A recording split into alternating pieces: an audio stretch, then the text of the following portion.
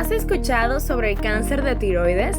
En este video te proporcionaremos la información necesaria que contribuya a la prevención de este tipo de cáncer. Antes que todo, es importante mencionar qué es la tiroides.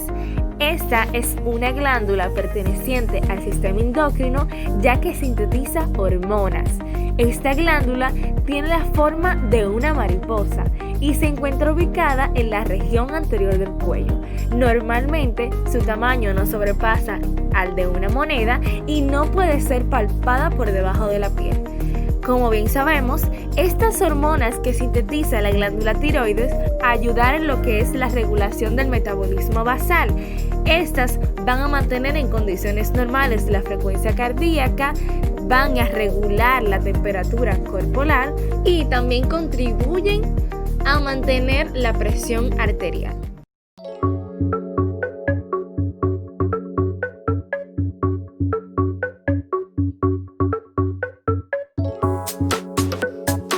Sean muy bienvenidos a nuestro programa Salud en tus manos, como cada miércoles a las 6 de la tarde.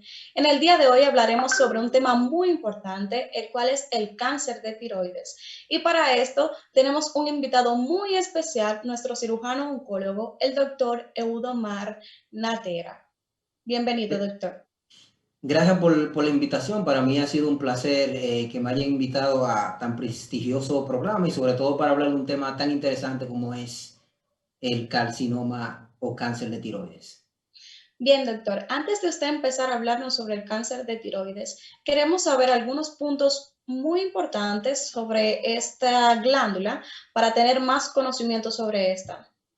Sí, básicamente cuando vamos a hablar de una patología que afecta un órgano en específico, lo primero que tenemos que saber es lo básico de esta. Entonces no podemos hablar del cáncer de tiroides sin conocer qué es la glándula tiroides. Y básicamente, la glándula tiroides es una glándula endocrina que participa en la producción de las hormonas tiroides. Nosotros las denominamos T3 y T4, pero en algunas literaturas también la podemos conocer como tiroxina y triodoteronina, o sea que son sinónimos.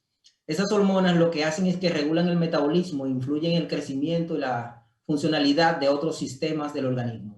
Por lo que vemos que también el yodo juega un papel muy importante porque interviene en la síntesis de esas hormonas. Entonces, esta glándula está localizada específicamente aquí, en la región anterior del cuello, tiene la forma de una mariposa, está compuesta por dos lóbulos conectados por un istmo y es una de las estructuras endócrinas de mayor tamaño, con un peso aproximadamente de 20 gramos. Pero ¿cuál es la importancia de saber el tamaño de la glándula tiroides? Simplemente porque si conocemos el tamaño normal, pues si hay una alteración en cuanto a su crecimiento, pues vamos a sospechar de una anormalía o algún tipo de trastorno. Entonces, ya sabiendo esto, podemos hablar un poco acerca del carcinoma de tiroides. Y básicamente el carcinoma de la glándula tiroides representa el 1% de las neoplasias malignas y es la neoplasia maligna más común del sistema endocrino.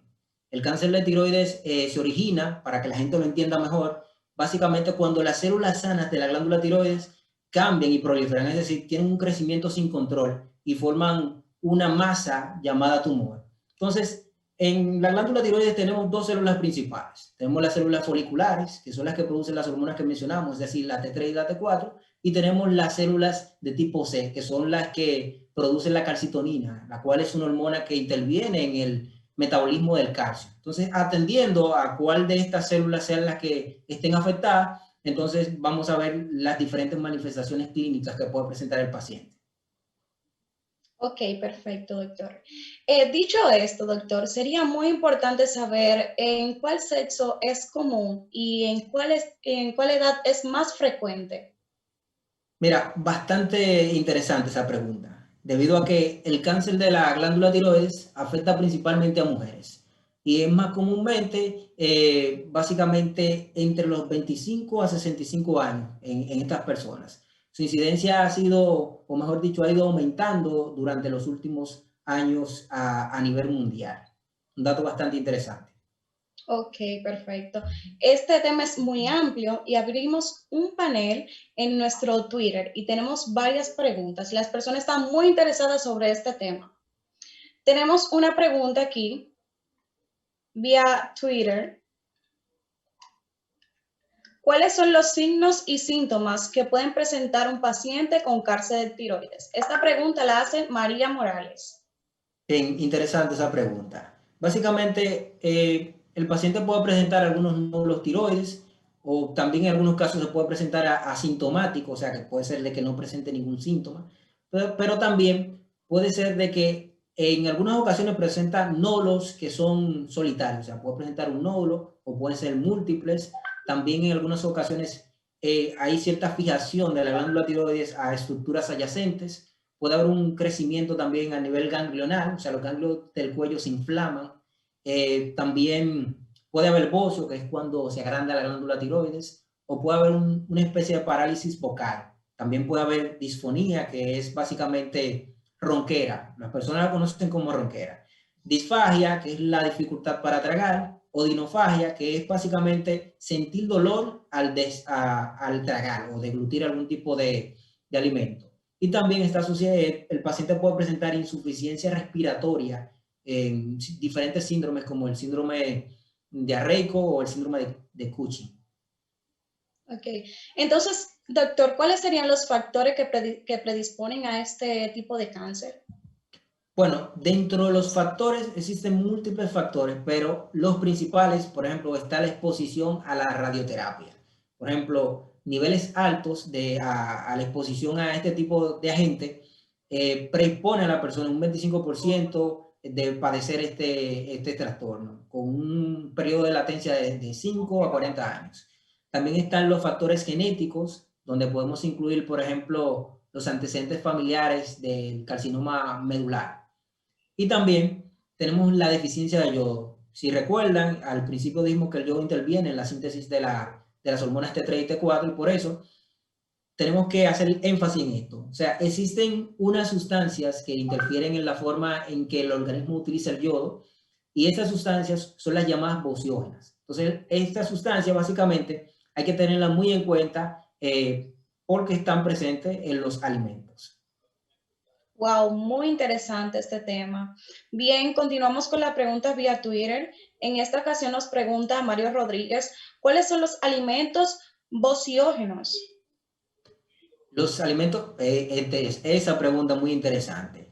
Bueno, los alimentos bociógenos básicamente lo podemos encontrar específicamente en vegetales como el apio, los rábanos, la cebolla, las patatas, también en determinados cereales como en el trigo, frutos secos como las nueces o castañas, y también en las frutas como el higo, los melocotones, las uvas, la soya, el repollo, el brócoli, el coliflor y también la podemos encontrar en el col de Bruselas. Entonces, continúe, doctor. Ok, entonces, una vez sabiendo esto, podemos clasificar el cáncer de tiroides. O sea, nosotros lo podemos clasificar atendiendo a su diferenciación. O sea, en bien diferenciados, como por ejemplo el carcinoma papilar y el carcinoma folicular, que son un ejemplo de estos. Y también aquellos que son indiferenciados, como el caso del carcinoma medular y el carcinoma anaplásico. Bien, bueno, pues este tema está muy interesante. Vamos ahora a unos breves comerciales y luego regresamos con las preguntas vía Twitter.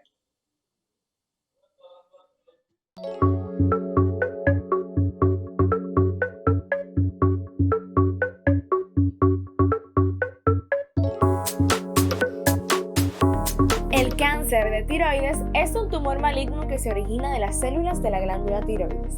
Este es el cáncer endocrinológico más común y entre los factores de riesgos que están asociados a esta enfermedad tenemos el sexo femenino, que es el más afectado, tener una edad de entre 25 y 65 años, antecedentes familiares de bocio o de cáncer, tener exposición a lo que es la radioterapia, deficiencia del yodo, y presentar alteraciones genéticas que también predispongan a la formación de esta enfermedad. También se considera que las personas asiáticas tienen de igual forma un mayor riesgo a padecerla.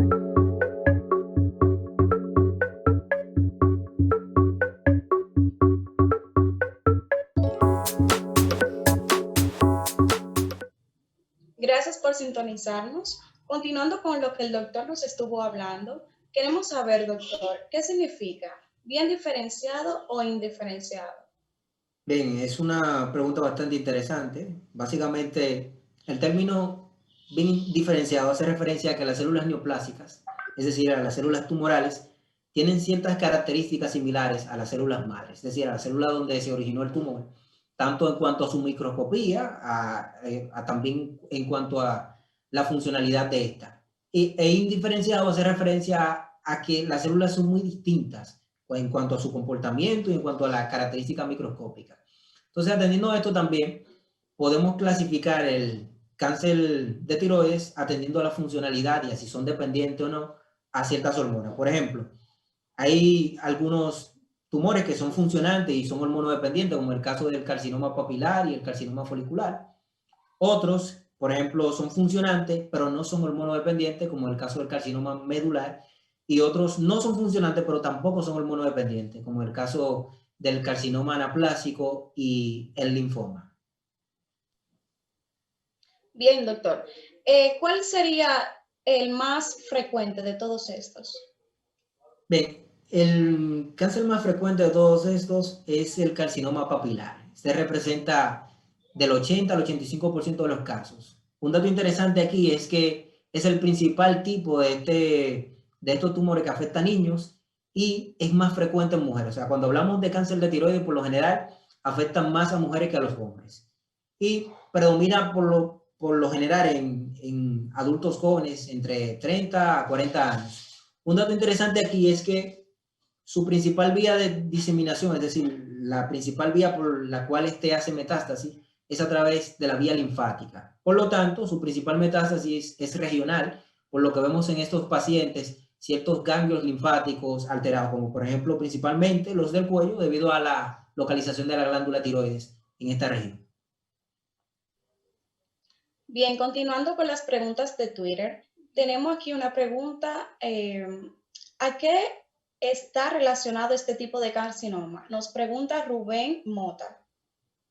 Bien, contestando la pregunta de Rubén, básicamente este está relacionado a la radioterapia, como dijimos anteriormente, pero también está relacionado a dos síndromes bastante interesantes, como el síndrome de Gardner y el síndrome de Cowden. Por ejemplo, el síndrome de Gowden básicamente es una variante de la poliposis adenomatosa familiar, es una enfermedad genética autosómica dominante que se caracteriza por la presencia básicamente combinada de múltiples pólipos intestinales y manifestaciones extraintestinales que incluyen osteomas múltiples y el carcinoma tiroides principalmente, como ya mencionamos. En el caso de la enfermedad de Gowden, es una enfermedad hereditaria de transmisión autosómica dominante que se caracteriza sobre todo por la presencia de múltiples hematomas y nódulos en la piel y la mucosa oral, junto con anomalías, por ejemplo, en la mama y en la glándula tiroides. También podemos apreciar algunos pólipos en el tracto gastrointestinal.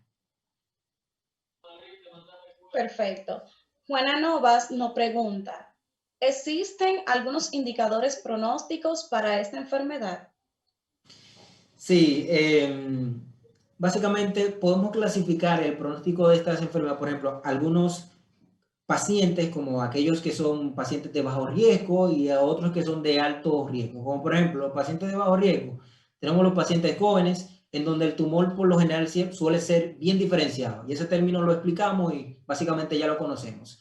También en este tipo de pacientes los tumores no suelen hacer metástasis y las lesiones primarias suelen ser pequeñas. Pero también tenemos los pacientes que son de alto riesgo. Aquí es lo contrario, afecta por lo general a pacientes de edad avanzada, el tumor suele ser poco diferenciado y por lo general suele hacer metástasis y las lesiones primarias en este tipo de pacientes suelen ser grandes. Bueno, doctor, las personas están muy interesadas en este tema y nos pregunta Damilsi Reina, de todos estos tumores, ¿cuál es el más agresivo? Bien, básicamente el más agresivo de todos es el carcinoma anaplásico. Este tiene una sobrevida o sea, los pacientes que padecen esta tienen una sobrevida de 6 meses, o sea, un mal pronóstico para estos, y representa el 1%. Es decir, que como dijimos anteriormente, afecta más a las mujeres que a los hombres. Se presenta por lo general en edad avanzada, o sea, pacientes que son mayores de 65 años, y se relaciona por lo general con el bocio multinodular y al déficit de yodo, que ya dijimos que juega un papel importante en la síntesis de las hormonas producidas por la glándula tiroides. Sería muy importante, doctor, hablarle sobre cómo diagnosticar esta enfermedad. Bien, esta enfermedad la podemos diagnosticar de múltiples maneras. Y dentro de esto tenemos la anamnesis o interrogatorio, en donde a través de diferentes preguntas que se le hacen al paciente podemos identificar ciertos signos y síntomas o ciertos factores que intervienen en que el paciente padezca esa enfermedad. Pero también existen otras pruebas, como en el caso de la radiografía de tórax. Por ejemplo, la utilizamos sobre todo para evaluar si hay infiltración a nivel del mediastino superior o metástasis a pulmón o a los huesos. También otra de las pruebas que utilizamos es el ultrasonido tiroideo. Aquí lo que hacemos es que evaluamos si el paciente tiene alguna lesión nodular o quística. O sea, los adenomas, por lo general los adenomas foliculares se presentan con nódulos hipoecoicos en el 81% de los casos, al igual que los carcinomas en un 91% de los casos. Otra de las pruebas que utilizamos es la gammagrafía tiroidea. Esta es interesante porque esta demuestra la posición, el tamaño y la forma de la glándula tiroides y por ende la presencia de nódulos calientes o fríos. Entonces también utilizamos la tomografía axial computarizada, la cual se utiliza sobre todo cuando sospechamos de que el tumor ha hecho metástasis a ciertos órganos, por ejemplo al pulmón, al cerebro y al hígado. Y un dato interesante de la tomografía axial computarizada es que esta nos permite hacer la adecuada planeación del tratamiento. Y también dentro de las pruebas que utilizamos, muy interesantes, están los marcadores tumorales, como por ejemplo la tiroglobulina, la calcitonina, el péptido intestinal vasoactivo y también la serotonina. Que son pruebas bastante interesantes, sobre todo para diagnosticar esta enfermedad. Bueno, doctor, nos queda poco tiempo, pero queremos saber cómo podemos prevenir esta enfermedad. Bien, esta enfermedad básicamente la podemos prevenir de diferentes maneras. O sea, existen dos principales. La primera es que podemos sugerirle al paciente ingerir o tener una dieta suficiente en yodo. O sea, para lo cual se le recomienda cocinar con sal o yodo añadido, así como también protegerse de las radiaciones ionizantes. Esto lo utilizamos como un tipo de prevención primaria. Y también, si el paciente ha notado la presencia de un bulto, nódulo o masa en el cuello, se le recomienda que acuda a su médico de atención primaria, que es en realidad quien le realizará el estudio oportuno y lo va a dirigir hacia el médico especialista endocrinólogo, si es necesario. Bien, doctor, fue un placer tenerlo aquí en nuestro programa. Esperamos que venga otra vez para seguir hablando más, ampliando más este tema, que tenemos todavía muchas preguntas en Twitter, pero en otra entrega le estaremos respondiendo. Gracias, fue un placer, doctor.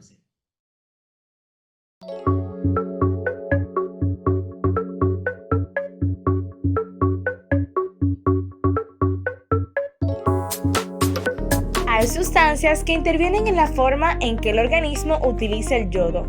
A estas sustancias se le denominan sustancias bociógenas. Entre estas se encuentran presentes algunos alimentos de origen vegetal como lo son la soya, repollo, brócoli, coliflor, entre otros. También se puede incluir lo que es la fruta como uva y algunos frutos secos como las castañas. El cáncer de tiroides es denominado una enfermedad silente, ya que las manifestaciones clínicas suelen aparecer en etapas más desarrolladas de la enfermedad. Pero de igual manera, entre estas podemos encontrar lo que es dificultad para digerir los alimentos, dolor en la garganta, cuello, oído o mandíbula y una manifestación principal que es un nódulo en la región anterior del cuello o en la zona donde está ubicada la tiroides. Como es una enfermedad silente, se suele recomendar a aquellas personas que están en la edad de riesgo que empleen controles periódicos, sobre todo si es con ecografía en la región de la tiroides. También es recomendado realizarse chequeos rutinarios en aquellas personas que tengan antecedentes familiares de cáncer de tiroides o alguna alteración genética que predisponga a la aparición de la enfermedad. Todo cáncer detectado o tratado a tiempo tiene un mejor pronóstico. Recuerda, no es una lucha contra el cáncer, es un recorrido a favor de la salud. Y para pelear hay que saber a qué enemigo nos tenemos que enfrentar.